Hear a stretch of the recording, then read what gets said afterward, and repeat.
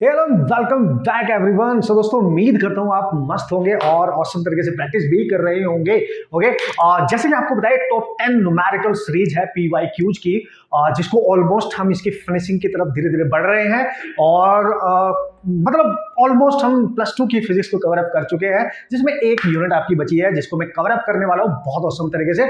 लेकिन आज हम बात करेंगे ऑसिलेशंस की, मतलब SHM वाले कंसेप्ट की, उस पर डिपेंडेंट टॉप 10 न्यूमेरिकल प्रॉब्लम की। और कहीं ना कहीं आपने फील किया होगा इस चैप्टर से हमें डर लगता था, ठीक है, लेकिन देखो इसके कंसेप्ट का ब्रेक डाउन करूंगा। न्यूमेरिकल फॉर्मूलाज जो है आपके पास, डिपेंडेंट मतलब फॉर्मूलाज डिपेंडेंट जो कंसेप्ट है, जो न्यूमेरिकल है, उन्हीं के थ्रू, राइट। और मैक्सिमम जो कंसेप्ट है वो सारे कहीं ना कहीं हमारे क्वेश्चंस के थ्रू यहाँ पे रिवाइज होने वाले हैं, ठीक है। और देखो यार, अब जो है ना पैटर्न एकदम टोटली चेंज है, नीट का और जीके मेंस का, तो इतने टफ क्वेश्चन बिल्कुल भी नहीं आते हैं। आप बहुत बेसिक सी कंसेप्ट पढ़ के जाओगे, बेसिक से क्वेश्चन सॉल्व करके जाओगे तो भी इसके क्वेश्चन हैंडल कर सकते हो।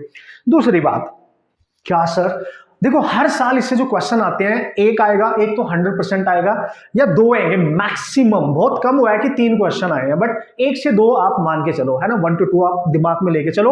और वो भी एवरेज या इजी की कैटेगरी में रहते हैं। मतलब एक जमाने में बहुत टफ आते थे, लेकिन अब उतने टफ बिल्कुल भी नहीं आते हैं, ठीक है। सो आप समझ गए होंगे इसका पैटर्न क्या है और कैसे हमने पढ़ना है, ठीक है भाई। चलो, तो मिक्सअप क्वेश्चन हम यहाँ डिस्कस करेंगे। नीट के और जेईई मेंस एंट्रेंस एग्जामिनेशन के जो प्रीवियस ईयर के क्वेश्चन आ चुके हैं, और आपके लिए तो दोनों ही इंपॉर्टेंट है, ठीक है, दोनों एग्जाम के लिए, क्योंकि दोनों एग्जाम में उन्हें ज्यादा आप कुछ डिफरेंस है नहीं बॉस, एक तरीके से अगर देखा जाए क्वेश्चंस के लेवल के तरीके से जो आजकल आ रहे हैं, ठीक है। तो सबसे पहला क्वेश्चन ऑसम है, आप एक बार देख लो, एनसीईआरटी की प्रॉब्लम है एक तरीके से, और बहुत इंपॉर्टेंटली पूछे जाने के इसके चांस होते हैं। एक बार पूछा गया है, दोबारा भी इस टाइप के क्वेश्चन आने के डेफिनेटली चांस बनेंगे। What is that sir? The radius of the circle, देखो यहां पे दे रखा है, radius of the circle, the time period of oscillation, initial position, sense of revolution are indicated in the figure. एक डायग्राम आपको दे रखा है XY प्लेन में, ठीक है ना। तो एक सर्कल बना रखा है भाई, और ये आपका एक्स एक्सिस है भाई, और ये आपका वाई एक्सिस है भाई, और एक पार्टिकल आप देख सकते हो t = 0 पे चलना स्टार्ट करता है। एक पार्टिकल है p, ठीक है, और वो ऐसे आ रहा है, देख लो इधर, ये चलने का, t 0 पे चलेगा, इस तरीके से चल रहा है, ठीक है। और उसका जो टाइम पीरियड है, एक पूरा सर्कल लगाने का टाइम पीरियड, देखो यहां से चला और ऐसे घूम कर एक चक्कर जब वो लगाएगा, ठीक है, तो टाइम पीरियड उसका दे रखा है, दैट इज 4 सेकेंड, ऐसे आप समझो, ठीक है, टाइम पीरियड है बॉस 4 सेकेंड। अच्छी बात है सर। और इस सर्कल की जो रेडियस दे रखी है आपको, ये यहां से यहां तक, दैट इज 3 मीटर। अब हम ये देखेंगे, तो हमने समझ लिया कि भाई ये डायग्राम में गिवन है, चलो भाई अच्छी बात है। तो पूछ क्या रहा है उसने, बोला y projection of the radius vector of the rotating particle P is, मतलब ये जो पार्टिकल P है ये रोटेट कर रहा है ऐसे ऐसे ऐसे ऐसे, इसका वाई कंपोनेंट बताओ है जी, इसका वाई कंपोनेंट बताओ। t0 पे यहां से स्टार्ट होगा, और जब ये यहां से कहीं यहां पे पहुंचेगा, देखो ना, ये यहां से स्टार्ट होगा, रोटेटिंग पार्टिकल है, तो कहीं यहां पे भी तो पहुंचेगा, फिर कहीं यहां पहुंचेगा, फिर कहीं यहां पहुंचेगा, समथिंग लाइक दैट। हम किसी इंस्टेंट पॉइंट पे इसको रोक लेते हैं कि भाई आपने यहां से चलना स्टार्ट किया और आपने इसको यहां रोक लिया, लेट्स सी अब यहां है P' पॉइंट पे, P पार्टिकल, तो हम इसको सेंटर के अबाउट ये रोटेट कर रहा है, इसको ज्वाइन करते हैं, और आपको बताया सेंटर से सर्कमफेरेंस तक की डिस्टेंस तो 3 मीटर ही होगी, ठीक है। और चूंकि ये वाई एक्सिस से चलना स्टार्ट किया, यहां से देखो इसने, तो वाई एक्सिस के साथ ही इतने एंगल से शिफ्ट हो गया, दैट इज थीटा। भाई इससे चला है ना, तो इसी एक्सिस से एंगल लेंगे ना, समझ गए ना, ये इंपॉर्टेंट है। और वो बोल रहा है कि इसका वाई कंपोनेंट बताओ, है ना, जब ये रोटेट कर रहा है, तो पता है कैसे करते हैं, इजी है, टेंशन नहीं लेने का। तो मान लिया आपने यहां पे देखा, तो इसी से इस वाई एक्सिस पे एक परपेंडिकुलर ड्रॉप करो, देखो ये परपेंडिकुलर ड्रॉप किया, ये एंगल थीटा है, तो ये कंपोनेंट जो है ये वाई कंपोनेंट होगा उसका, ये वाला, ठीक है, दिस इज वाई कंपोनेंट। ये ट्रायंगल है, तो हम निकाल सकते हैं यहाँ पे cos थीटा, ठीक है, cos थीटा, इसके साथ एंगल बन रहा है, तो ये बेस हो गया ओवर हाइपोटेन्यूज, ये इसका 90 डिग्री है, तो इसके सामने देखो ये 90 है, इसके सामने ये 3 है ओवर 3, तो y आ गया 3 cos ऑफ थीटा। अब इतना तो आप समझदार हो, इस तरीके से आप क्वेश्चन को डील कर सकते हैं। अच्छा सर ठीक है, थीटा कैसे निकालेंगे भाई, चूंकि ये सर्कुलर पाथ में मूव कर रहा है, theta is the displacement, angular velocity होगी ओमेगा, जो कि होती है theta by T is the time, और टाइम पीरियड हम लेंगे इसका जो भी कंप्लीट टाइम दे रखा है आपको, ठीक है। तो हम इसको सॉल्व कैसे करने वाले हैं, तो टी ले लिया मैंने इसका इंस्टेंट टाइम, मान लिया यहां से यहां तक इसने टाइम लिया है टी, इंस्टेंटेनियस टाइम कोई, और कंप्लीट सर्कल करने के लिए टाइम है 4 सेकेंड, राइट। तो थीटा आपके पास आ जाएगा, दिस इज ओमेगा टी, और ओमेगा को अगर निकालना है तो ये होता है 2 pi by capital T into T, तो थीटा आ जाएगा 2 पाई, और ये है capital T. This is periodic time, the time taken by the particle for a complete circle, you know, revolution you can से, ठीक है। तो this is 4 and this is T, you can right, जब इसको कैंसिल करोगे तो पाई t by 2, यह आ गया आपका थीटा, यहां पटक दो तो 3 cos pi t by 2, this is the answer. Check करें आप, ऑप्शन मैच करा ले, ऑप्शन मैच करा ले, this is your answer, right. So इसको आप यहाँ एंगल आ चुके इसका ब्रैकेट में लिख सकते हैं। तो भाई डरने का नहीं है भाई, देखो बहुत बढ़िया प्यारे प्यारे क्वेश्चन होते हैं मेंस और नीट में, इस टाइप के क्वेश्चन आते हैं और हर कैटेगरी का क्वेश्चन मैं कवर अप करूंगा, ये डोंट वरी अबाउट दैट, ठीक है। आपने टेंशन नहीं लेनी है, ठीक है। कैसे क्वेश्चन आएंगे बहुत इजीली आप कर सकते हो, और जो बेसिक डेफिनेशन टाइप की चीजें है ना, इसका जो बेसिक लेवल है वो तो आप ऑब्वियसली थ्योरी में पढ़ के जाने वाले हो, ठीक है। तो उसकी तो कोई टेंशन ही नहीं है, मैं यहाँ पे न्यूमेरिकल आपको बता दूंगा किस तरीके से आपने करना है। चलो भाई नेक्स्ट क्वेश्चन की तरफ चलते हैं, और मजा आएगा, मैंने बोला ना आपको मजा आएगा, ठीक है, मजा आएगा boss. Okay so here we go, this is the next question. Awesome problem है, बहुत बहुत छोटी सी है लेकिन बहुत खोटी सी है अगर कंसेप्ट वाइज देखी जाए। वैसे तो बहुत बार आ चुका है मेंस में, नीट में 2-2 बार आ चुका है, मेंस में आईआईटी में भी आ चुका है 2-2 बार, लेकिन फिर से आने के, रिपीट होने के चांस बने रहते हैं, इसके क्यों बने रहते हैं, let's see, have a look. So देख लो क्वेश्चन आपके सामने, उसने बोला एक पार्टिकल है एग्जीक्यूट कर रहा है SHM, simple harmonic motion with the frequency F. मतलब हमारे पास एक पार्टिकल है जो एसएचएम कर रहा है, ध्यान से समझना, कॉन्सेप्ट का ब्रेकडाउन है ये, और एसएचएम कर रहा है विद द फ्रीक्वेंसी एफ। कभी एफ बोल देता है, कभी एन बोल देता है, कुछ भी बोल देगा, हमारे को क्या फर्क पड़ रहा है, हमने तो उड़ा देना है, ठीक है। अच्छा चलो ठीक है सर, पार्टिकल एसएचएम कर रहा है जिसकी फ्रीक्वेंसी है एफ, बोलो या एन बोलो, आपकी मर्जी है, इसमें एफ दिया। The frequency with which it's kinetic energy oscillate, वो फ्रीक्वेंसी बताओ जिसके साथ इसकी काइनेटिक एनर्जी ऑसिलेट करेगी, काइनेटिक एनर्जी, ये इंपॉर्टेंट हो गया ना। अब यहां दिमाग लगाना पड़ेगा, या तो उसका रिजल्ट याद रखो बॉस, या इसका कंसेप्ट को सीख लो एक बार, what is the concept behind it, result, that is seriously important, okay, so how we can deal with that, come on, so kinetic energy, this is your kinetic energy। तो यार ठीक है sir, particle है SHM कर रहा है, frequency है उसकी इतनी, तो काइनेटिक एनर्जी की फ्रीक्वेंसी, जो काइनेटिक एनर्जी ऑसिलेट करे उसकी फ्रीक्वेंसी बताओ। तो देखो यार, काइनेटिक एनर्जी पहले तो ये देखो, एसएचएम करने वाले पार्टिकल की काइनेटिक एनर्जी निकालते कैसे हैं। देखो भाई, काइनेटिक एनर्जी के लिए हम लिखेंगे हाफ एम वी स्क्वायर, भाई यही होगी। अब हमें वी के बारे में सोचना पड़ेगा, वैसे तो उसका आंसर मैं डायरेक्ट बताऊंगा कि ये याद रख के जाना, वही होगा, ठीक है, बट फिर भी बता रहा हूँ कंसेप्ट क्या है, ठीक है, क्योंकि इसी से आपको ग्राफ वाला कंसेप्ट भी क्लियर होगा। अगर क्वेश्चन फ्रीक्वेंसी से रिलेटेड नहीं है और ग्राफ से रिलेटेड है तो आप 100% ग्राफ भी सॉल्व करके आ सकते हैं, ठीक है, टिपिकल से टिपिकल। एक चीज आपको समझनी पड़ेगी कि एसएचएम करने वाले पार्टिकल का डिस्प्लेसमेंट क्या है। भाई देखो, वेलोसिटी निकालने के लिए डिस्प्लेसमेंट चाहिए ना बॉस, तो डिस्प्लेसमेंट चाहिए, यस सर बिल्कुल चाहिए। तो x इक्वल टू होता है a sin of omega T, ठीक है, this is the displacement of the particle executing SHM about mean position. बात समझना, मीन पोजीशन, अगर एक्सट्रीम देखो ना, ये सपोज करो मीन पोजीशन है और यहाँ पे ये एक्सट्रीम पोजीशन है, मीन पोजीशन पे x0 होता है, एक्सट्रीम पॉजिटिव साइड में प्लस a होता है और नेगेटिव साइड में माइनस a होता है, आप समझ रहे हो। तो अगर पार्टिकल मीन पोजीशन से स्टार्ट होता है इधर, तब x ये लेंगे, ठीक है, अगर वो एक्सट्रीम पोजीशन से स्टार्ट हो रहा है तब x cos ओमेगा टी लेंगे, तो अगर यहां से स्टार्ट हो रहा है, ये बात आप ध्यान रखना, cos ओमेगा टी। वैसे कंसेप्ट मैं क्यों सिखा रहा हूं, इसका बहुत बड़ा लॉजिक है, वैसे तो डायरेक्ट आंसर जैसे कि मैंने आपको बोला आप कर सकते थे।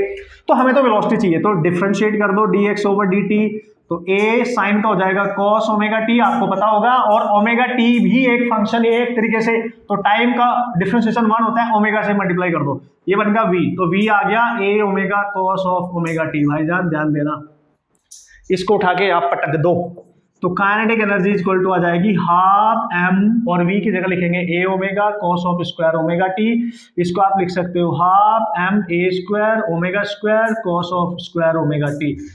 अब यहां पे अगर आपने काइनेटिक एनर्जी की फ्रीक्वेंसी चेक करनी है ना बॉस, तो आपको cos स्क्वायर ओमेगा टी को सिंगल पावर में कन्वर्ट करना पड़ेगा। You have to convert this function in single power to find the frequency of kinetic energy.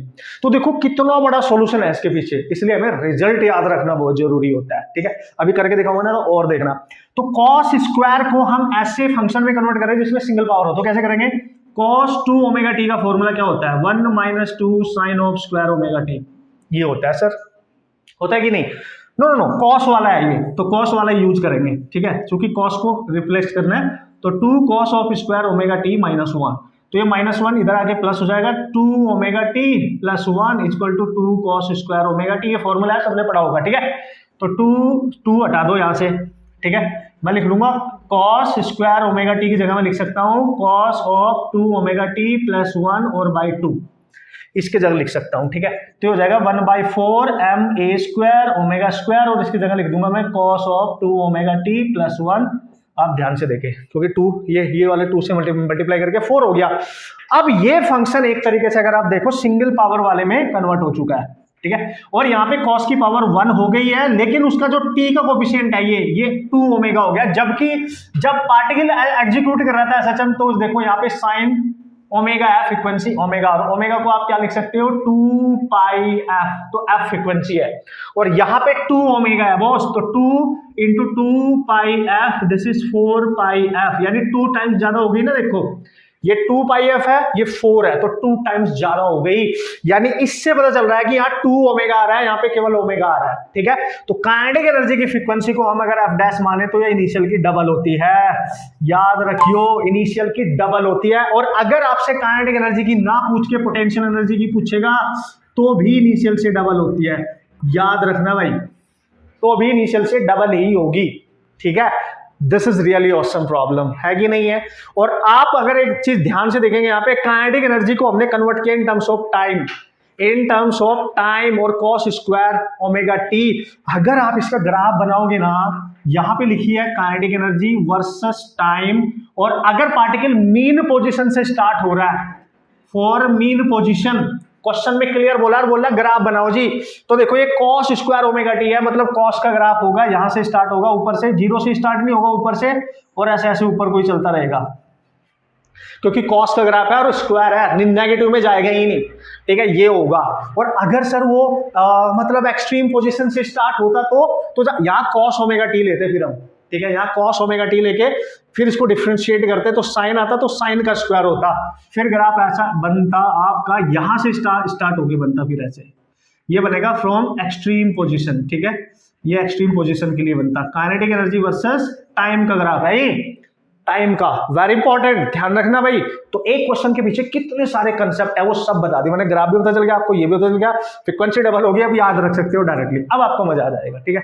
तो वैसे मेरा मन था कि मैं आपको डायरेक्टली बता दूं कि याद रख लो, बट सोचा यार इसके थ्रू सारे कंसेप्ट हमारे रिवाइज हो जाएंगे, so that is the best thing I think, है ना, यही तो हमारा मेन पर्पस भी है। ओके, चलते हैं नेक्स्ट क्वेश्चन की तरफ, right boss. Okay, so here we go, this is the next question, और ऑसम है क्वेश्चन, आपको बढ़िया मजा आएगा, क्योंकि इस टाइप के अगर क्वेश्चन आते हैं तो आपको हर फंक्शन के बारे में पता होगा कि किस तरीके से आपने एग्जीक्यूट करना है, पहचानना है, ठीक है। तो क्वेश्चन में बोला है, out of the following functions represent the motion of a particle which represent SHM।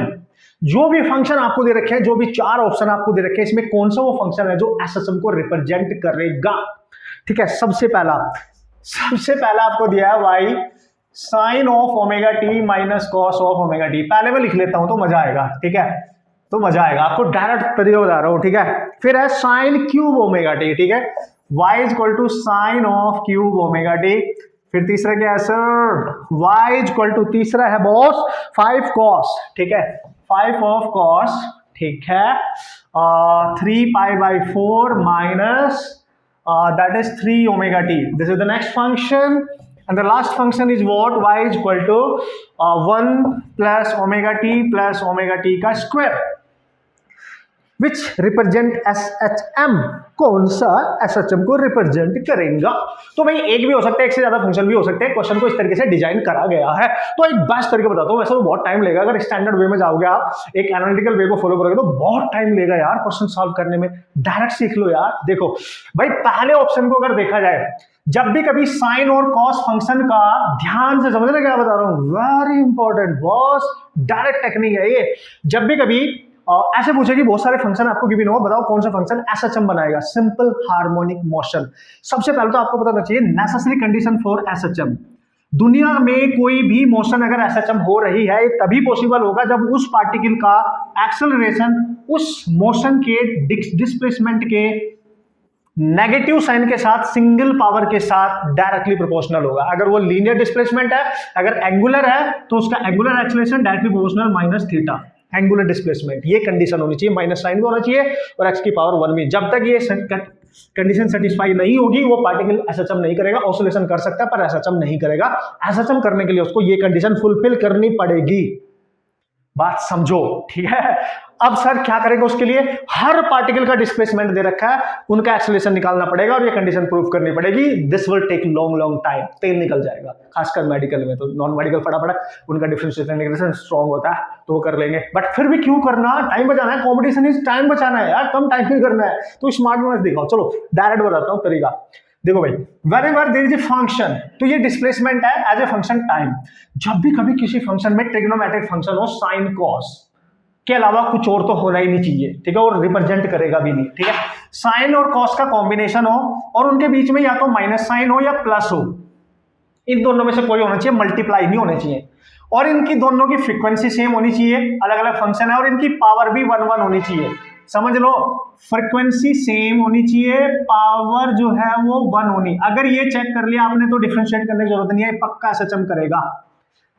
This type of function always will execute SHM, right? ये करेगा, आपको चेक करने की जरूरत नहीं है। क्या बताया मैंने, दोनों फंक्शन की पावर चेक कर लो, दोनों की फ्रीक्वेंसी मस्ट बी सेम। मतलब सर कैसे, मतलब ऐसे, अगर मैंने आपको दे दिया sine of omega t plus cos of 2 omega t, तो देखो पावर तो 1 है लेकिन फ्रीक्वेंसी अलग अलग हो गई। ये नहीं करेगा, ये करेगा ही नहीं, क्योंकि जब हम इसको सॉल्व करेंगे कंडीशन फुलफिल कभी कर ही नहीं पाएगा, तो ये करेगा नहीं, इसलिए मैं डायरेक्ट टेक्निक बता रहा हूं, राइट। चलो नेक्स्ट फंक्शन की तरफ चलते हैं। नेक्स्ट फंक्शन में अकेला साइन है लेकिन पावर 3 हो गई, पावर 1 होती तो करता, पावर 3 है तो नहीं करेगा।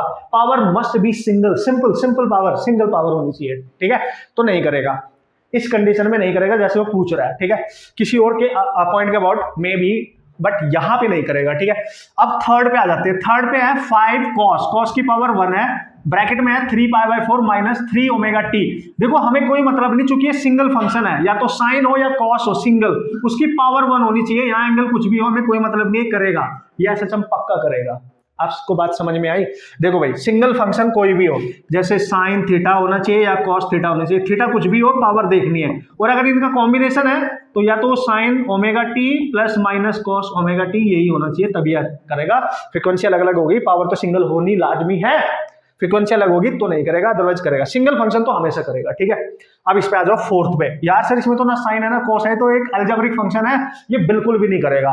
इसको आप प्रूव भी कर सकते हो ठीक है, कैसे, देखो इसका डिस्प्लेसमेंट दे रखा है आपको 1 plus omega t plus omega T square, ठीक है। इसको डिफरेंशिएट करो, dy ओवर dt, टी की रिस्पेक्ट में, ये कांस्टेंट है 0, ये टी का हो जाएगा ओमेगा, यहाँ बचेगा 2 ओमेगा टी, इतना तो पता है ना। एक बार और डिफरेंशिएट करो, D square over D T square, double differentiation कर रहा हूं मैं, और डबल डिफरेंशिएशन का मतलब ये एक्सेलरेशन आ गया यहाँ से, तो ओमेगा इसमें टी नहीं है 0, यहाँ पे टी है तो 2 ओमेगा, तो ए आ गया इसका 2 ओमेगा। देखो कहीं भी इस कंडीशन को सेटिस्फाई नहीं कर रहा, क्योंकि ओमेगा एक कांस्टेंट वैल्यू है, तो ए एक कांस्टेंट वैल्यू है, और ये कभी भी माइनस भी नहीं है, इसमें एक्स भी नहीं है, कुछ भी नहीं है, तो this will not execute, never ever. इसको तो छोड़ ही देना, अलजेब्रिक है, नहीं कर रहा है, जरूरी नहीं है सारे अलजेब्रिक नहीं करेंगे, बट कंडीशन ही नहीं फुलफिल हो रही है कि नहीं। तो this is how you can understand in better way, easily you can solve the problem. So now you can say in this question option A and according to me, है ना, ठीक है। सो आप बता सकते हो उसमें कौन कौन से कर रहे हैं। एक तो ए कर रहा है और एक सी कर रहा है मेरे अकॉर्डिंग, ठीक है, बाकी आप चेक कर लेंगे, और इसका ऑप्शन भी मैं एक बार देख लेता हूं।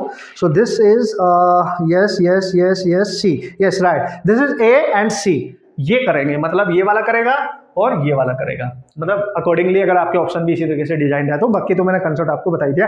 अब चलते हैं जल्दी से नेक्स्ट क्वेश्चन की तरफ बॉस, ओके। तो so here we can, this is the next question, graphical question है, वैसे तो इसका कंसेप्ट मैंने आपको बता दिया, फिर भी क्वेश्चन दे दिया, अब आपने करना है, ठीक है। अब देखता हूं मैं आप कैसे कर सकते हो उसको, जल्दी से जल्दी बताना है मेरे को, है ना, कंफ्यूज नहीं होने का। बहुत अमेजिंगली क्वेश्चन पूछे जाते हैं नीट में और जेईई मेन में, राइट। उसने बोला पार्टिकल एग्जीक्यूटिंग एसएचएम यानी simple harmonic motion with the time period T, time period उसका पूरा एक ऑसिलेशन करने का टाइम होता है, राइट। और फिर उसने बोला at time t equal to 0 it is at position of equilibrium. जब टाइम 0 है तो वो अपनी इक्विलिब्रियम पोजीशन पे है। इक्विलिब्रियम का पोजीशन का मतलब मीन पोजीशन पे है। मीन पोजीशन का मतलब जहां पे उसका डिस्प्लेसमेंट 0 है, जहां से वो इधर जाएगा, फिर यहाँ एक्सट्रीम जाएगा, फिर वापस आएगा, फिर इधर जाएगा, फिर इधर से वापस आएगा, ये इस पोजीशन के अबाउट ऑसिलेशन करेगा, उसको मीन पोजीशन कहते हैं। तो इतना आपको पता ही होगा, ठीक है। तो मतलब पार्टिकल कहीं ना कहीं मीन पोजीशन से स्टार्ट हो रहा है, तो उसका डिस्प्लेसमेंट हम लिखेंगे ए साइन ऑफ ओमेगा टी। ये तो क्लियर है, माइंड में रखो, अब बता रखा मैंने। आगे पूछ रहा है, आगे क्या पूछ रहा है, उसने बोला the kinetic energy time graph for the particle. यार अभी तो बताया था काइनेटिक एनर्जी टाइम ग्राफ, बस इसमें एक गड़बड़ है, मतलब आपको फंसा रहा है एग्जाम वाला, एक गड़बड़ है इसमें, फंसा रहा है। वैसे तो आपको बताइए क्या था अभी ग्राफ जो मैंने बताया था कि जब भी पार्टिकल मीन पोजीशन से स्टार्ट होगा तो काइनेटिक एनर्जी जो होती है वो cos of square omega T पे डिपेंड करती है। देखो यही था ना फंक्शन, कॉस की पावर 2 पे, तो कॉस का ग्राफ ओरिजिन से स्टार्ट ना होगी, यहां से स्टार्ट होगा, फिर ऐसे जाएगा, फिर ऐसे जाएगा, फिर ऐसे जाएगा, फिर ऐसे जाएगा, ऐसे ऐसे ग्राफ बनेगा। ठीक है, अब यही है ना, आंसर तो यही हो गया। लेकिन अब ऑप्शन देख लेते हैं। पहला इज नॉट पॉसिबल क्योंकि ओरिजिन से स्टार्ट हो रहा है, जो ग्राफ ओरिजिन से स्टार्ट हो रहा है वो पॉसिबल ही नहीं है, जो ओरिजिन से ऊपर से स्टार्ट हो रहा हो डेफिनेटली वही हो सकता है आंसर। अब इसमें दो ग्राफ है ओरिजिन से स्टार्ट हो तो बिल्कुल हटा दो, दो है ऊपर से स्टार्ट। अब दोनों में फर्क क्या है, एक में लिखा है यहाँ पे t/2 फर्स्ट टाइम, और यहां पे जो इसका मैक्सिमम आ रहा है दैट इज t। ठीक है, no no no, this is, हाँ दिस इज t/2 और दिस इज t, और दूसरे ग्राफ में लिखा है ऐसे ही। ठीक है, दूसरे ग्राफ में लिखा है ऐसे ही। ठीक है, ये t हो गया and this is your kinetic energy, और यहां पे लिखा है t/4 और यहां पे लिखा है t। अब दोनों में कंफ्यूजन हो गया, ग्राफ तो सही है, मतलब इसी का बनेगा क्योंकि cos स्क्वायर ओमेगा t का ग्राफ है। तो अब देखो ये ग्राफ यहां से चल के मैक्सिमम वैल्यू से यहां पे 0 हो रहा है, तो t/2 पे 0 होगा या t/4 पे 0 होगा, बस ये पहचानना है, बाकी दोनों सेम है। ठीक है, बट ये गड़बड़ है कि कौन सा होगा। अब वो डिपेंड करेगा कि आप किस तरीके से क्वेश्चन को देख सकते हो, एंड दिस इज इंपॉर्टेंट। तो भाई क्या करें यार सर, काइनेटिक एनर्जी आपकी जो है वो कहां पे किस पर्टिकुलर टाइम पे जाके आपकी 0 होने वाली है, बस ये आपको यहां पे समझना पड़ेगा, देखना पड़ेगा। t/2 पे काइनेटिक एनर्जी आपकी 0 होगी, है ना, या t/4 पे काइनेटिक एनर्जी आपकी 0 होगी, भाई ये आपको यहां पे समझने वाली बात है। तो यार सर अब क्या करें भाई, देखो भाई अगर kinetic energy cos square omega t पे डिपेंड कर रही है तो kinetic energy directly proportional to cos of square omega t। Omega होता है 2π/t, और t कितना ले, अगर मैं लूं t/2 इंटू t, ठीक है, अगर मैं ये ले लेता हूं, ठीक है, यहाँ पे है ना, टाइम ले रहा हूं मैं, टाइम की वैल्यू t तो है ही ना आपके पास, ये तो पीरियोडिक टाइम है, टाइम की वैल्यू ले लूं अगर मैं t/2, ऐसे समझो आप, तो ये कैंसिल, ये कैंसिल, तो ये बचेगा kinetic energy directly proportional cos of square pi बचा, और पाई की वैल्यू -1 होती है और ये प्लस है, तो मैक्सिमम आ रही है यहाँ पे, तो t/2 पे तो मैक्सिमम होनी चाहिए थी, है ना, 0 हो ही नहीं रही। अच्छा सर काइनेटिक एनर्जी अगर हम देखें cos ऑफ स्क्वायर ओमेगा को लिख सकते हैं हम 2/t इंटू स्मॉल t, यानी अगर ये वाला ग्राफ यहाँ ले, इस पे t की वैल्यू कितनी है t/4, तो इसको t/4 ले लो, t से t कैंसिल, ये कैंसिल 2, तो kinetic energy is directly proportional to cos of square, आप देख सकते हो π/2, और cos π/2 का मतलब cos 90 तो 0 होता है, मतलब काइनेटिक एनर्जी 0 हो रही है। तो ग्राफ यहां से चल के जब पहली बार टच कर रहा है तो t/4 पे यहां देखो काइनेटिक एनर्जी क्या हो रही है, 0, तो ये करेक्ट है, ये करेक्ट है, ये करेक्ट नहीं है। ऑसम प्रॉब्लम डिजाइन थी, देखो क्वेश्चन का आंसर तो पहले ही पता था लेकिन घुमा दिया ऑप्शन के टाइम देके अलग अलग। राइट बॉस, यस बॉस, समझ गए होंगे आप। ठीक है, कहानी में ट्विस्ट ऐसे कहते हैं, क्वेश्चन इजी होते हैं तो डरने का नहीं, डरने का बिल्कुल भी नहीं। अब चलते हैं नेक्स्ट क्वेश्चन की तरफ। Right, so here we one, this is the next question. Awesome है, अगेन ऑसम है भाई, छोटा सा है लेकिन बहुत खोटा सा है भाई, दिमाग के तार खोलेगा जब तक पढ़ के इसको समझोगे नहीं, कंसेप्ट अप्लाई करोगे नहीं। इससे भी एक बेहतरीन कंसेप्ट आपका रिवाइज होने वाला है मेरे थ्रू, क्वेश्चन के थ्रू, आपके थ्रू। ठीक है, क्योंकि आपको ही तो समझना है ना बॉस। तो देखो उसने बोला है particle executing SHM okay has a kinetic energy.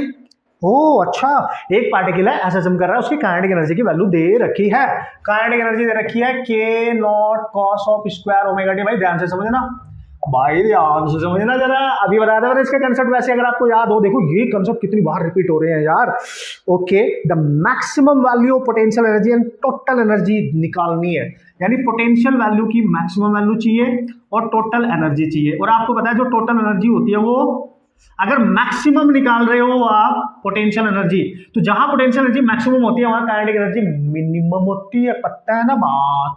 तो भाई यहां पे लिखूंगा मैं kinetic energy minimum plus potential energy maximum में लिख सकता हूं। वो बस यही बोल रहा है और क्या, उसने काइनेटिक एनर्जी हमें ऑलरेडी दे रखी है, ये रही काइनेटिक एनर्जी। अगर आप ध्यान से देखो ये kinetic energy cos square omega T पे डिपेंड कर रही है, मतलब ये कहीं ना कहीं एक्चुअली में काइनेटिक एनर्जी जो cos स्क्वायर पे डिपेंड करती थी वो क्या होती थी, अभी निकाला था हमने, half m a square omega square into cos of square omega T. Actually में ये होता है जब आप x लेते थे a sine of omega t, जब ये लेते थे तो यही तो निकाल रहे थे हम, अभी ग्राफ भी बनाया हमने, क्वेश्चन भी सॉल्व करे, तो ये तो चलो सही है। अगर इसको कंपेयर करें इसके साथ, ये k नोट क्या है, ये पूरी वैल्यू k नोट है एक्चुअली, तो k नोट यहाँ पे half m a square omega square है, ये पूरा, this is your k note. Right boss, this is your के नॉट। और अगर एक चीज मैं आपको बताऊं दोस्तों, यहां पे एक चीज क्या बताएंगे सर आप, तो एक चीज मैं अगर बताऊं, ये के नॉट की वैल्यू यहां पे आपके पास निकल के आ गई है, ठीक है, दिस इज योर के नॉट। मतलब अगर मैं इस के नॉट की जगह ये लिखूंगा तो ये काइनेटिक एनर्जी तो है, कंपेयर कर लिया हमने cos स्क्वायर ओमेगा टी के साथ, आप देख लें तो ये के नॉट जो भी यहाँ पे वैल्यू है उसकी वैल्यू अपने यहाँ पे निकाल ली है। अच्छा, इसमें एक इंपॉर्टेंट पॉइंट और नजर आ रहा है, क्या नजर आ रहा है सर, देखो वेरी इंपॉर्टेंट गाइस, ठीक है, तो कैसे बताएंगे सर, देखो k की वैल्यू अगर ये है तो हम इसको ऐसे भी लिख सकते हैं, देखो cos की मैक्सिमम वैल्यू 1 होती है तो जो काइनेटिक एनर्जी है वो k नॉट के इक्वल आएगा, और अगर इसकी मैक्सिमम वैल्यू 1 होती है तो ये इसकी k मैक्स की वैल्यू है, एक तरीके से ये इसकी k मैक्स की वैल्यू है, जो k नोट है वो k मैक्स है, यानी k मैक्स को हम लिख सकते हैं half m a square omega square या k नॉट, ठीक है। कि देखो भाई, अगर इस फंक्शन को मैक्सिमम करना है तो cos स्क्वायर की मैक्सिमम वैल्यू पुट करनी पड़ेगी, और अगर इसकी मैक्सिमम वैल्यू 1 है तो ये 1 हो जाएगा, तो ये k नहीं रहा, अब ये k मैक्सिमम हो गया है, अब ये k मैक्सिमम हो गया। अब बात समझ पा रहे हो, अब बात समझ पा रहे हो मेरी, मैं क्या कह रहा हूं, ठीक है। So here we go and this is you can write कि अगर k मैक्स पूछेगा तो भाई ये रहा, लेकिन हमारे से क्वेश्चन में क्या पूछा गया है, क्वेश्चन में पूछा है the maximum value of the potential energy and the total energy are respectively, है ना, the maximum value of the किसकी, पोटेंशियल एनर्जी की मैक्स पूछी है। तो यार अगर पोटेंशियल एनर्जी की मैक्स चाहिए तो काइनेटिक एनर्जी की मिनिमम पता होनी चाहिए। जब भी आपको यू मैक्स करना पड़े, यू मैक्स होता कहां था, याद करो, अगर थोड़ा सा याद दिलाऊं मैं आपको कंसेप्ट, अगर मैं पोटेंशियल एनर्जी लिखूं तो हाफ के एक्स लिखते थे हम स्क्वायर, और काइनेटिक एनर्जी को लिखते थे हाफ के ए स्क्वायर माइनस एक्स स्क्वायर, ठीक है। एक्स की मैक्सिमम वैल्यू देखो कहां होती है, ये मीन पोजीशन है, मीन पोजीशन पे तो x 0 होता है, या तो यहाँ पे होगी x a पर या पे होगी x माइनस a पर। तो याद रखना जब x की वैल्यू में a पुट करूंगा तो u मैक्सिमम होता है, यानी वो होता है हाफ के a स्क्वायर, यानी मैक्सिमम पोटेंशियल एनर्जी होती है जब उसका डिस्प्लेसमेंट a के इक्वल होता है एक्सट्रीम पोजीशन पे। और अगर इस x की वैल्यू इस पॉइंट पे मैंने इसमें रख दी, देखो a का स्क्वायर माइनस a स्क्वायर 0, मतलब k जो होती है एक्सट्रीम पोजीशन पे मिनिमम होती है, दैट इज 0, मतलब जहां पे पोटेंशियल एनर्जी मैक्सिमम है काइनेटिक एनर्जी 0 होती है। अगर ये कंडीशन मैं अप्लाई कर दूं तो ये 0 और E इक्वल टू आ गया u मैक्स के इक्वल, ठीक है, u मैक्स के। अगर E हमें मिल जाए, E और k मैक्स की जो वैल्यू होती है याद रखना हमेशा वो टोटल E के इक्वल होती है। काइनेटिक एनर्जी की मैक्सिमम वैल्यू टोटल एनर्जी के इक्वल होती है, काइनेटिक एनर्जी की मैक्सिमम वैल्यू टोटल एनर्जी के इक्वल होती है, समझ गए। और काइनेटिक एनर्जी मीन पोजीशन पे मैक्सिमम होगी, मीन पोजीशन पे जहां x 0 है, देख लो x 0 यहां पुट करो तो ये बचेगा, ठीक है, वेरी इंपॉर्टेंट। और अगर ये k की मैक्सिमम वैल्यू ये है तो E की भी यही होगी, देखो, यानी E की मैक्सिमम वैल्यू क्या होगी k नॉट, और E की अगर मैक्सिमम वैल्यू ये है मतलब E की वैल्यू k नॉट है तो देखो E u मैक्स के इक्वल है तो u मैक्स भी यही होगा, है कि नहीं, घुमा फिरा के करने वाला क्वेश्चन।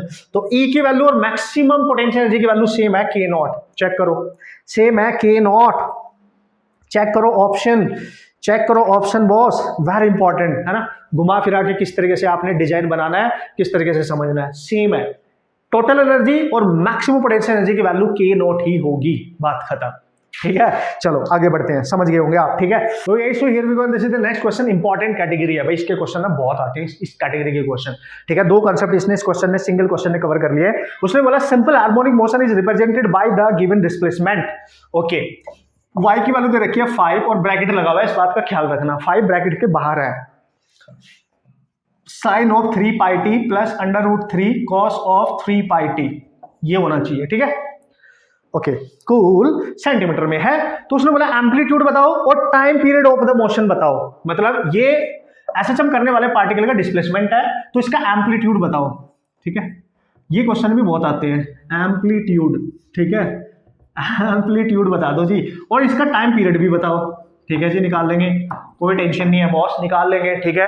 एम्पलीट्यूड के बारे में सोचते हैं, देखो जब भी दो फंक्शन का कॉम्बिनेशन हो जिसमें साइन भी हो कॉस भी हो तो कैसे करते हैं, तो ब्रैकेट के बाहर अगर कोई वैल्यू है तो उसको पहले अंदर मल्टीप्लाई कर लो, तो क्या बचेगा, फंक्शन होगा 5, प्रोसेस फॉलो करना बॉस, अंदर मल्टीप्लाई जरूर करना है, प्लस इसमें भी मल्टीप्लाई हो गया 5, अब इसमें भी होगा, तो रूट 3 पहले से है, 5 रूट 3 हो गया, तो कॉस ऑफ 3 पाई टी, चलो भाई इतना हो गया, ठीक है। तो जो साइन का कोफिशिएंट है ये, इसको मान लो a1, इसका एम्पलीट्यूड है साइन का, ये कॉस का बाहर जो है इसको मान लो A2। तो जब एक फंक्शन साइन और एक कॉस हो तो साइन और कॉस के बीच में फेज एंगल होता है दोस्तों 90 डिग्री π/2। ये आप सबको पता होगा, ठीक है। 90 डिग्री होता है फेज एंगल साइन और कॉस के बीच।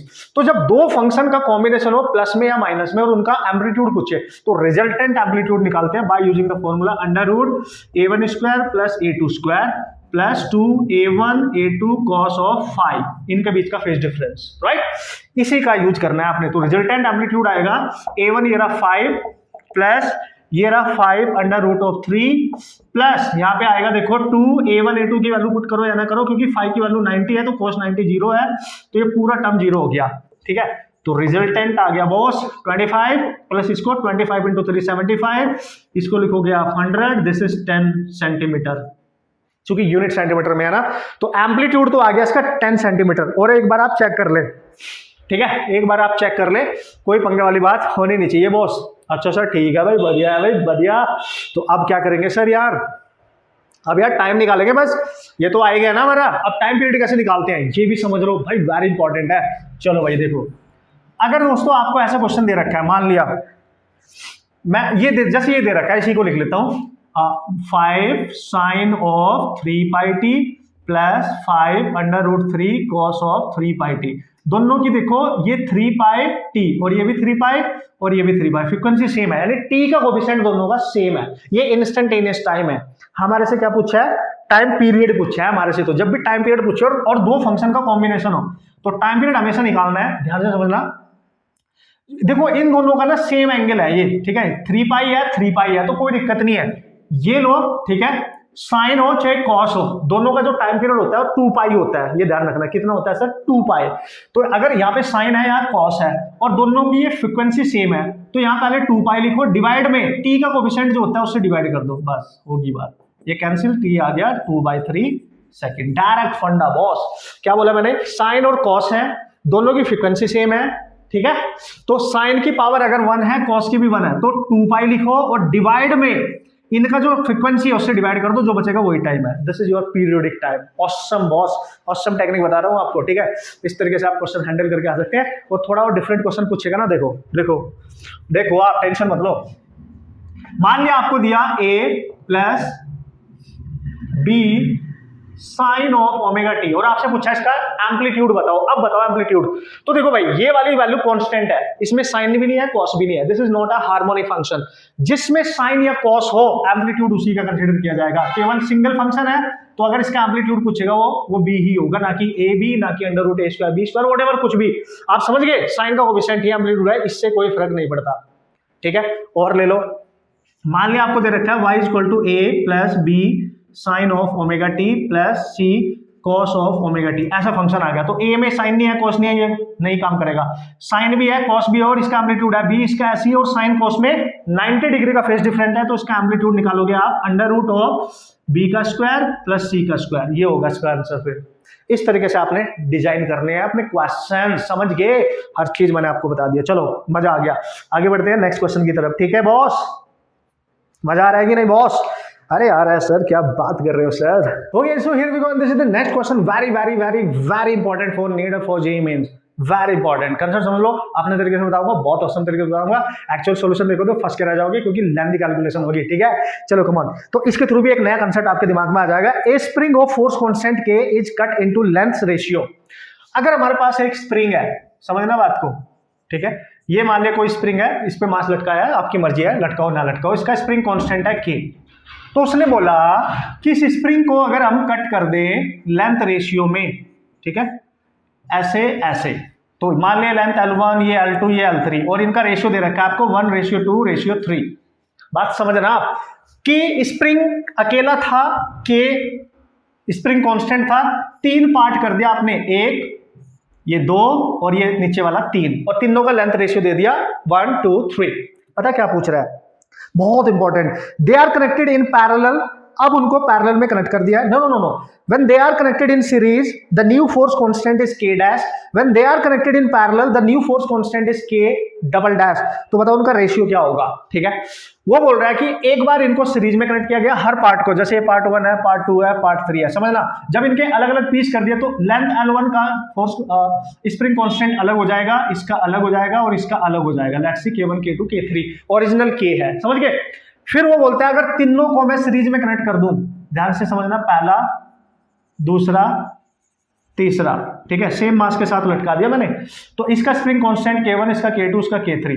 तो भाई एक चीज तो पहले समझ लो, उसने बोला जब तीनों ऑसिलेट करेंगे इनका नेट K जो दे रखा है वो K डैश दे रखा है, और जब ये सीरीज में होते हैं ना, सीरीज में याद रखना, जब ये सीरीज में होते हैं गाइस, तो K इक्विवेलेंट जब निकालते हैं सीरीज में स्प्रिंग का, तो वो निकालते हैं K1 K2 प्लस K3 से, ये ध्यान रखना, ठीक है। और ये K इक्विवेलेंट इसका दे रखा है K डैश, तो 1/K1 plus 1/K2 plus 1/K3। तो इसको निकालने के लिए आपको K1 K2 K3 पता होना चाहिए।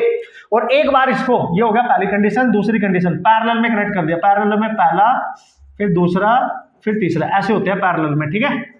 मतलब तीनों स्प्रिंग इस मास से डायरेक्ट कनेक्ट होने चाहिए, ठीक है। ये मान लो K1 K2 K3, और इसका K डबल डैश दे रखा है। पैरेलल में जब भी स्प्रिंग कनेक्ट होते हैं ना, तो ऐड कर दो डायरेक्ट K2 प्लस K3, तो ये पता होना चाहिए, आंसर हो जाएगा, ठीक है। अब आ जाओ, जब भी कभी स्प्रिंग को कट करने के बाद रेशियो गिवन हो लेंथ का, तो जो पहला रेशियो है वो 1 है, ठीक है। इसकी लेंथ का रेशियो 1, फिर 2, फिर 3।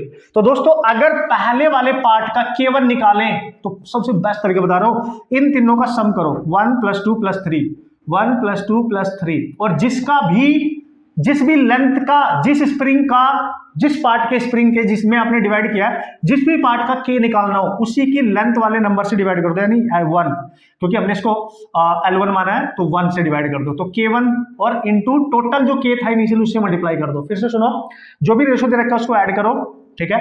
और लेंथ का रेशियो हमने L1 L2 L3 माना, तो L1 यानी ये 1 से डिवाइड करो, बहुत सारे झंझट से खत्म, और इनिशियल K से मल्टीप्लाई करो, तो ये K बचेगा आपके पास 6K। तो इसका मतलब जिसकी लेंथ 1 मीटर होगी उसका K जो होगा वो इससे 6 टाइम ग्रेटर होगा, यानी 6K आएगा ऑटोमेटिकली। और अगर K2 निकालना है तो फिर से ऐड करो, ऐड तो करना ही करना है, और चूंकि ये L2 का निकालना है, ये बीच वाले से डिवाइड कर दो K, तो आ जाएगा 2 3K, ठीक है। और K3 निकालना है, 1 + 2 + 3 करेंगे, और चूंकि इसकी लेंथ का रेशियो हम 3 है, तो इसका K से मल्टीप्लाई करेंगे, तो K3 आपके पास आ जाएगा, दैट इज 2K। क्लियर है, सारी चीज बहुत इजीली कर सकते हो। देखो अब 1/K डैश निकाल लो, 1/6K, 1/3K, 1/2K, एलसीएम ले लो 6K, तो 1 + 2 + 3 6, तो 6/6K, यानी K डैश आपका उल्टा कर लो उसको, तो 6 से 6 कैंसिल, K आएगा, उल्टा करके K आएगा, K डैश तो आ गया K। अब यहां से निकाल लो K डबल डैश, K1 आया था 6K, एंड ये आया था 3K, और ये प्लस ये आया था आपका 2K, तो K डबल डैश आ गया 9 11K आ गया। इनका रेशियो निकाल लो, K dash over K double dash, that is K/11K, that is 1/11, that is 1:11। Very important है, बहुत इजीली कर लिया क्वेश्चन हमने, आपको बताया बात, बहुत इजीली इसकी सारी कैलकुलेशन ही खत्म कर दी, और ऑसम टेक्निक मैंने आपको K निकालने की ये बता दी, ठीक है। समझदार होंगे, समझ गए होंगे, कर लेंगे, उड़ा डालेंगे, अरे कर लेंगे क्या। इस टाइप का कोई भी क्वेश्चन आएगा देन फोड़ सकते हो, कर सकते हो मस्त तरीके से। This is next question, question number 8। Awesome question है, सोचने के लिए, इसमें कोई शक नहीं। और इस टाइप के कैटेगरी क्वेश्चन बहुत आने हैं एग्जाम में, तो टेंशन नहीं लेने का, बस देखते रहने का, प्रैक्टिस करते रहने का, बहुत आने हैं, ठीक है। उसने बोला particle execute simple harmonic motion with an amplitude 5 centimetre. जब भी एसएचएम करने वाले पार्टिकल का एम्पलीट्यूड की मिले तो ए से डिनोट करते हैं, दैट इज 5 सेंटीमीटर, ये दे रखा है क्वेश्चन में।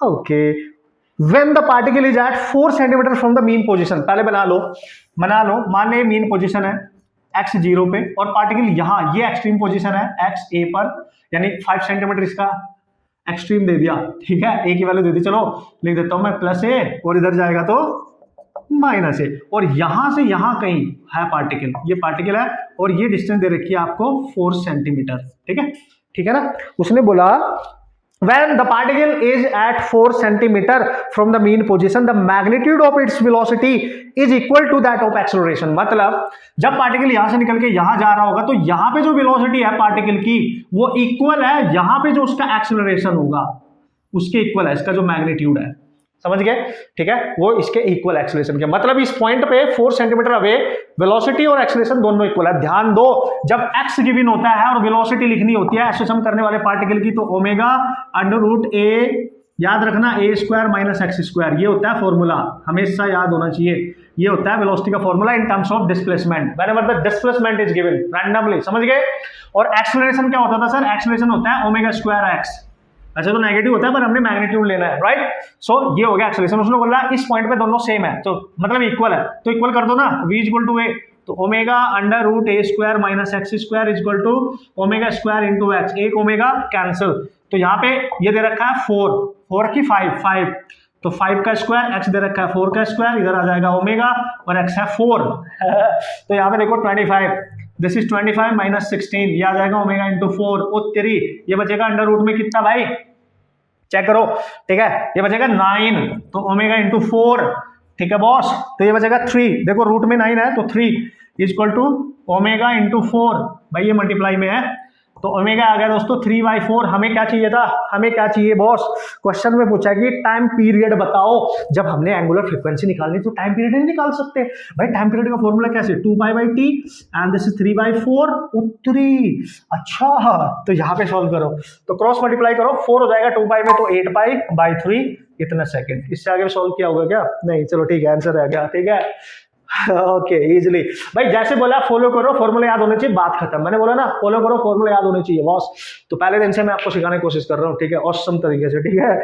चलो आगे बढ़ते हैं, आगे बढ़ते हैं, आगे बढ़ते हैं, तो भाई लोग जल्दी से देख लेते हैं नेक्स्ट क्वेश्चन, क्वेश्चन नंबर 9, और ज्यादा टाइम बिल्कुल भी लगेगा, टॉप 10 न्यूमेरिकल प्रॉब्लम इस पर्टिकुलर चैप्टर के हमने कवर अप कर लिए हैं बहुत बेहतरीन तरीके से, कंसेप्ट भी रिवाइज हो गए मेरे ख्याल से सारे, बाकी थ्योरेटिकल जितने कंसेप्ट है पढ़ के जाना, एक बार थ्योरेटिकली रिवाइज कर लेना, तब क्वेश्चन बिल्कुल नहीं आते हैं, ठीक है। बाकी तो और रिमेनिंग पीवाईक्यूज आप सॉल्व करके जाने ही वाले हो यार, क्या बात कर रहे हैं, ठीक है। उसने बोला एक सिंपल पेंडुलम है which is suspended from the roof of A trolley which move in A horizontal direction with an acceleration a।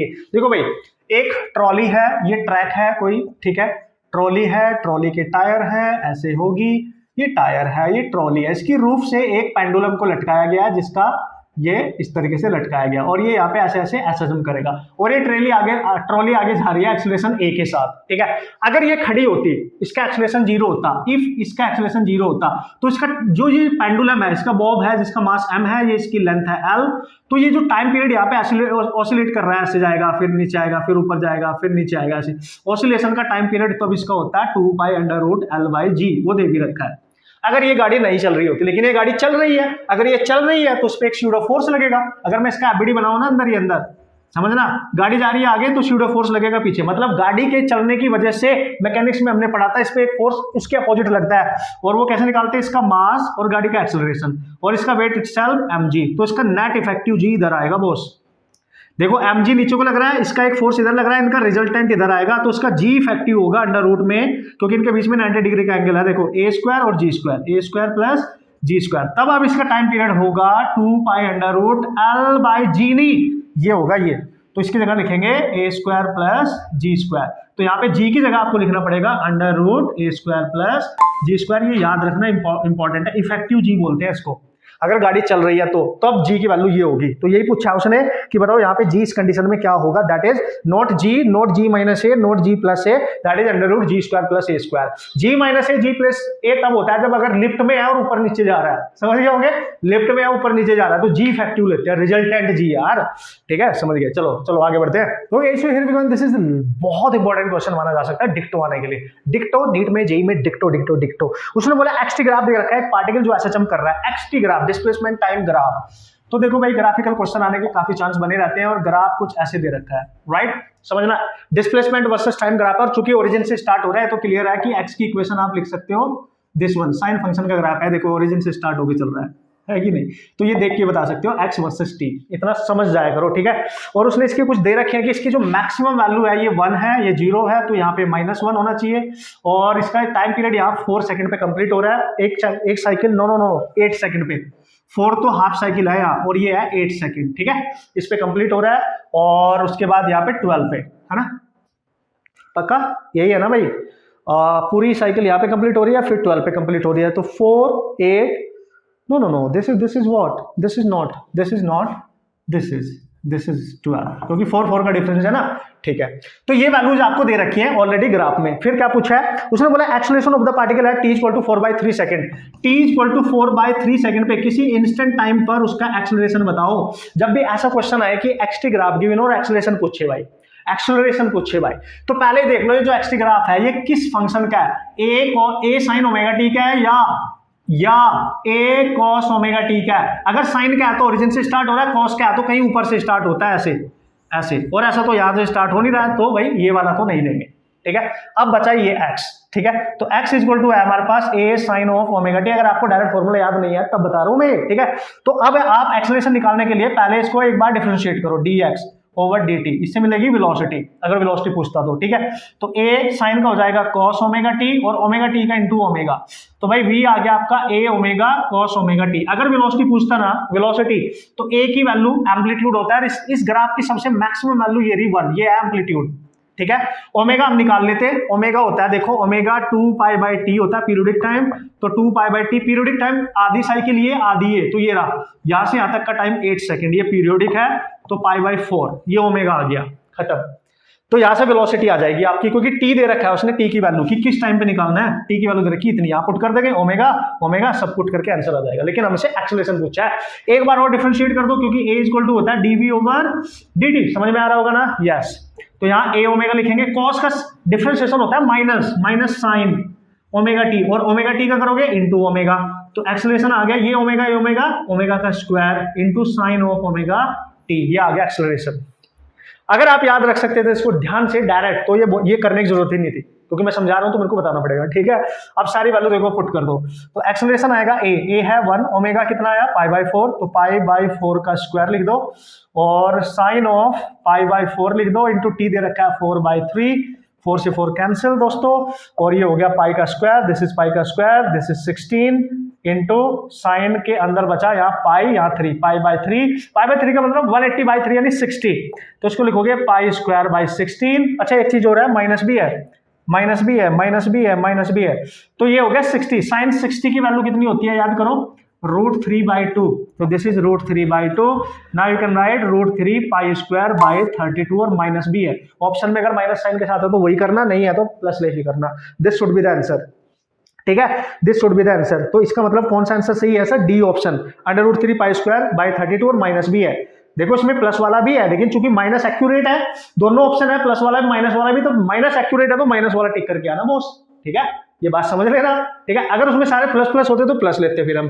This is how you can solve the problem. Velocity भी निकाल सकते हो, अगर वेलोसिटी पूछता देखो यहाँ put कर देना, वेलोसिटी आ जाएगी यार, हमारा क्या जा रहा है। चलो भाई समझ गए होंगे आप, बहुत अच्छा क्वेश्चन था।